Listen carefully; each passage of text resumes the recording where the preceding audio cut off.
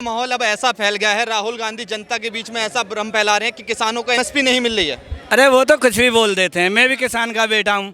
पहले हमारे खेत में एक फसल होती थी। कौन सी फसल होती थी? अरे एक कोई भी कर लो, मक्का कर लो, गेहूँ कर लो, एक कर लो। अच्छा। जब से हमारे मुख्यमंत्री तब से 200 होने लगे। योगी जी 200 फसलें होने लगी। अरे 303 फसल लेते हैं, 200 नहीं 300। 300 फसल कर लेते 300 हैं। अच्छा। 3 तरह की फसल।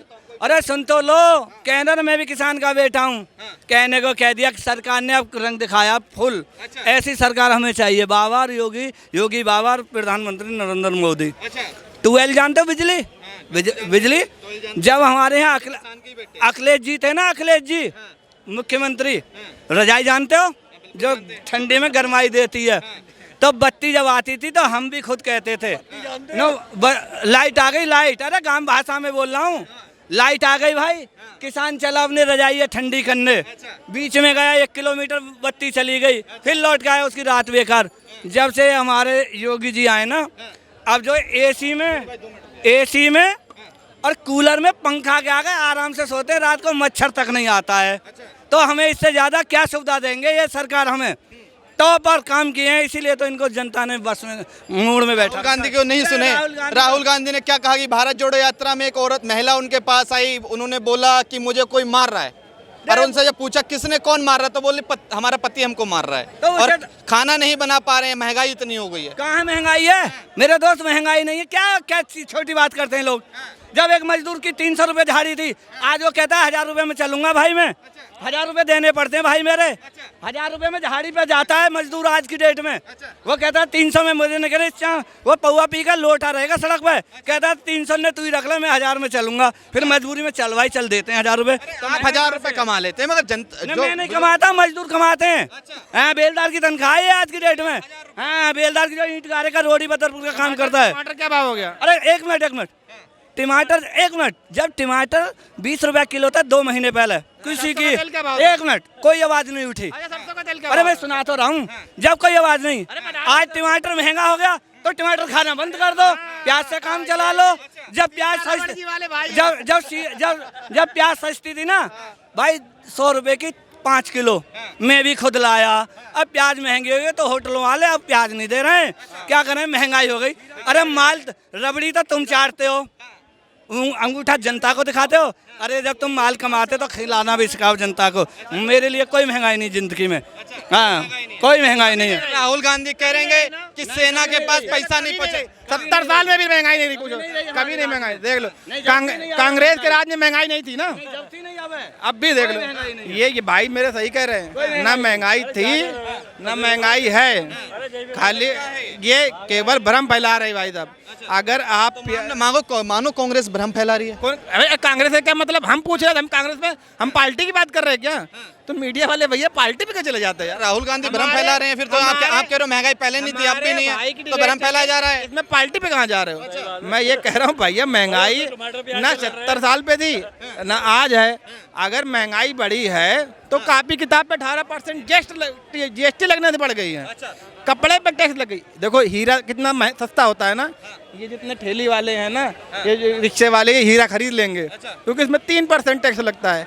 और कॉपी किताब अंबानी अडानी खरीदना होता है, उस पर 18% टैक्स है।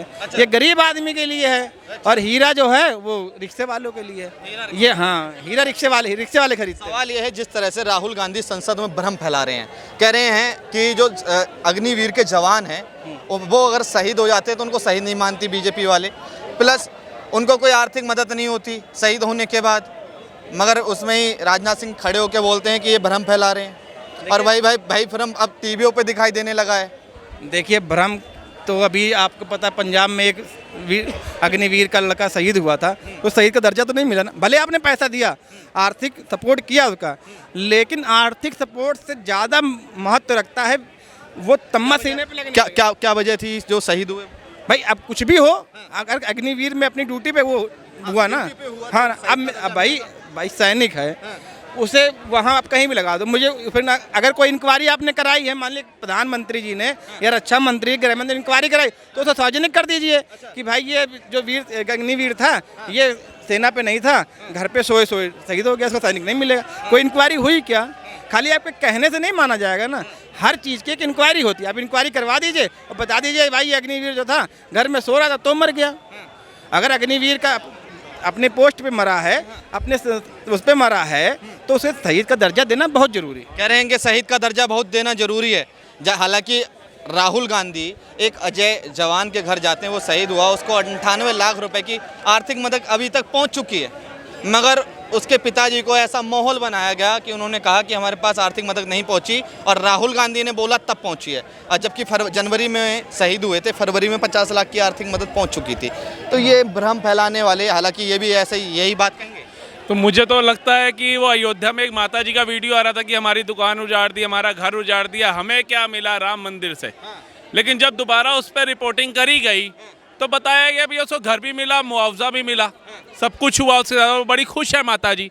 तो ये भ्रम फैलाने का काम है और कुछ नहीं है। आज उसी शहीद के घर में गए ना, वो जो अग्निवीर के घर में गए, उसने क्या बोला, राजनाथ सिंह जी ने बोला 1 करोड़ का मुआवजा मिलता है, उसको 98 लाख रुपया मिल चुका है, 50 लाख पहले और बाकी का रेस्ट ऑफ पेमेंट बाद में।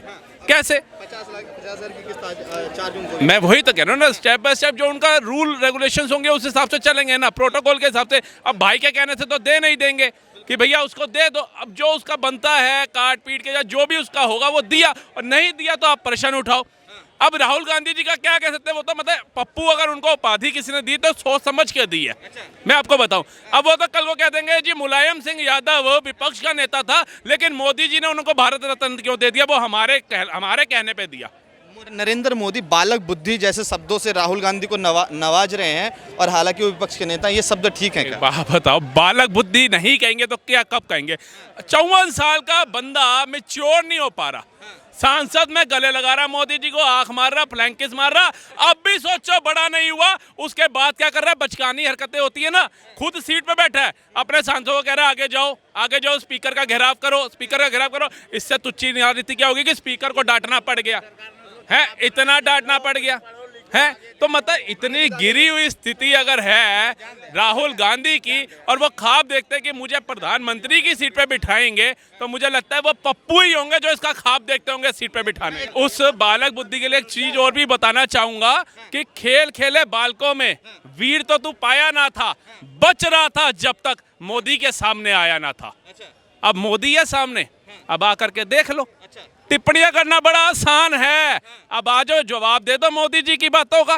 क्यों नहीं दे पा रहे, क्यों भाग रहे हो? संविधान की किताब लेके तो चलते हैं, जब अनुराग ठाकुर पूछ लेते हैं उस पर पेज कितने हैं, मोए हो जाता है, तो पढ़ भी लिया करो उसे कभी। मोए हो जाता है। यही बात मैं कह रहा हूँ कि संविधान के अंदर संविधान वाली बात करना जरूरी होता है।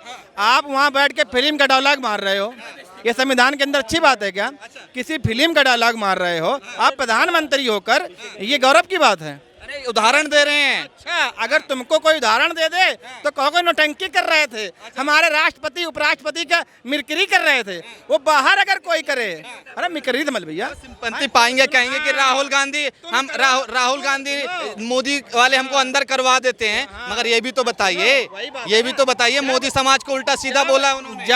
जब हमारे उपराष्ट्रपति के बाहर जो सांसद कर रहे थे तो संविधान, वो तो संसद के बाहर थे, तो तुम्हें बुरा लग रहा था। और आज तुम अगर अंदर बैठ के माननीय प्रधानमंत्री होकर किसी फिल्म का डायलॉग किसी माननीय सांसद के लिए करते हो, विपक्ष के नेता का, तो ये शोभा की बात है, ये गौरव की बात है कि हमारे देश का प्रधानमंत्री एक फिल्म का डायलॉग मार रहा है। अगर अगर अगर अगर अगर आप ऐसी बात करोगे तो क्या छवि जाएगी आपके में? मैंने कहा पैसे से किसी की जान की वैल्यू आप नहीं लगा सकते, वो हमारे देश का सैनिक है, उसे पैसे मत तोलो। अगर ये बात कह रहे हैं तो पैसा ही क्या आदमी का जीवन है? अरे मेरे भैया प्लीज, अभी प्रधानमंत्री ने अपने ही एक चैनल पे जब वो प्रोग्राम कर रहे थे, एक माता जी से पूछा कि आपको घर मिला है क्या, तो उस माता जी ने प्रधानमंत्री के मुंह पे बोला था कि हमको मिला है पैसा, लेकिन 50,000 रुपए मुझे प्रधान को देना पड़ा है। बताइए कितना शर्मसार की बात है, जो प्रधानमंत्री के मुंह पे बोले, ये जीरो करप्शन की बात करते हैं, और वहीं सामने प्रधानमंत्री के मुंह पे बोला जाता है कि हमसे करप्शन कराया गया, हमसे रिश्वत ली गई है। तो आप बताइए गौरव की बात है ये? आप उस पे बात नहीं करते हैं, बात किस पे करेंगे? हिंदू मुस्लिम, अरे उस औरत माता ने बोला है कि हमने 2 लाख रुपया दिया, लेकिन उससे पहले हिंदू मुस्लिम की बात कर रहे हैं। एक मिनट पहले आप बताइए कौन हिंदू मुस्लिम की बात हमने राहुल गांधी हम करते हैं अब तो राहुल गांधी अभी तो आप शुरू कर रहे हो हिंदू मुस्लिम की, आप सीधा माता जी से हिंदू मुस्लिम पे पहुंच गए। अरे जब ऐसे भ्रष्टाचारियों को जेल में डाला जाता है तो आपके ही राहुल गांधी जी मोदी जी पे प्रश्न चिन्ह खड़ा करते हैं, आपके राहुल गांधी जी सर्वोच्च न्यायालय पे प्रश्न चिन्ह खड़ा करते हैं, आपके ही राहुल गांधी जी सीबीआई ईडी के ऊपर प्रश्न चिन्ह खड़ा करते हैं। मतलब चाटो उतना कि जीभ ना घिसे। अरे आपका राहुल गांधी 3 राज्यों की जनता के युवाओं को रोजगार नहीं दे पाया अब तक, वहां महंगाई खत्म नहीं कर पाया, पूरे देश की टेंशन है। और वही हाल उनके फॉलोवर्स का हो रखा है कि हमारे राहुल गांधी आएंगे तो देश को बढ़ाएंगे। अरे जो भारत का सोना खा गए, जो भारत की जमीनें खा गए, जो भारत का पैसा खा गए, जो भारत की जनता का टैक्स का खून चूस चूस के खा गए, उनसे ये उम्मीद लगा करके बैठे हैं कि मोदी के 10 साल के बाद ये ऐसा सुधर के आएंगे कि देश को सोने की चिड़िया बनाएंगे। आज एक बात और भी कर लेता हूँ। आज एक मिनट एक सवाल सुनिए। आज एक बात कर लेते हैं, 4 से 14 तक का कंपेयर कर लेते हैं, 14 से 24 तक का कंपेयर कर लें। बता दीजिए आप क्या काम हुआ, बता दीजिए। कितना भी सुधार लो, पूछ सीधी नहीं होगी। कितना भी सुधार लो, ये पूछ सीधी नहीं होगी। सोना चोरी हुआ केदारनाथ का, वहाँ इनको नहीं समझ में आया, फिर चिल्ला रहे थे राम राम।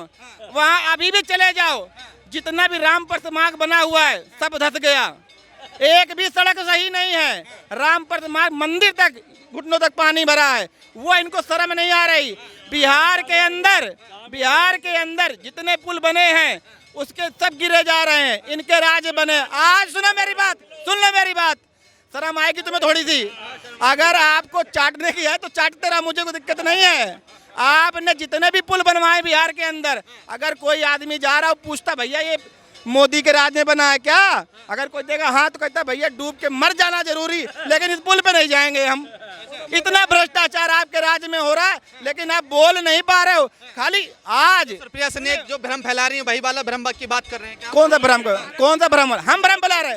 पुल आप नहीं, सारी सीटें लेकर के चीफ मिनिस्टर जो है मोदी की मनमर्जी है। गठबंधन की सरकार कितने महीने पहले बनी, पुल कब बना आप बताओ? दिल्ली के अंदर, दिल्ली से लेकर जितने एक्सप्रेसवे बने हैं, एक पुल बताओ जो ढह गया हो 10 सालों के अंदर, एक पुल बताओ जिसमें दरारें आई हो। सुप्रिया सिन्हैत की तरह दरारें आ गई अटल सेतु में, सर्विस लाइन में आई थी। जैसा मूर्ख वो वैसे मूर्ख, फॉलोवर्स बार बार कह रहा हूँ। एक बारिश से पानी तो भर जाता है। अभी अटल सेतु बना यहाँ पटना मुंबई में, उसमें भी दरार आ गई। बहुत सही सर्विस लाइन जो बनी, सर्विस लाइन मान लो, सर्विस लाइन में पैसा नहीं लगा क्या देश का हमारा? वो अगर दरार आती तो दिक्कत नहीं है। तुम कह रहे हो कि किसकी सरकार में बना, 14 से 13 साल हो। बात आपकी ठीक है, मगर आप ये कहो कि वहाँ हमारा एक अगर मिट्टी उठा के फलवा यहाँ रखा जाता है, उसमें भी हमारे देश का पैसा लगता है, चाहे सर्विस लाइन का हो चाहे पुल का हो। आप बोल रहे हो किसके राज में बना? 14 साल हो गए हैं नीतीश बाबू में, गठबंधन एनडीए का किए हुए। थोड़ा तुम खाए थोड़ा हम खाए, और बोलो ना खाएंगे ना खाने देंगे।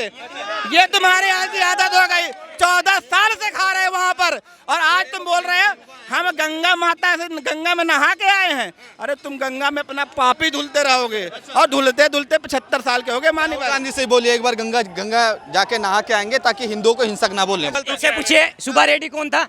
सुब्बा रेड्डी कौन है? ये आंध्र प्रदेश के जो जगनमोहन रेड्डी का ना जीजा है, इसने तिरुपति तिरुमला बालाजी की 129 प्रॉपर्टी बेच दी है, जमीन है जगह ये आपके तिरुपति बालाजी की। तभी ये उभर के आया कल्याण जी हमारा, ये तभी ये उभर के आया कि इसने विरोध किया कि 129 प्रॉपर्टी मंदिरों की क्यों बेची। पहले इनसे पूछो, अभी जो शीश महल पता चला है ना, ये प्रॉपर्टी बेच के यश बंगले बना रहे हैं।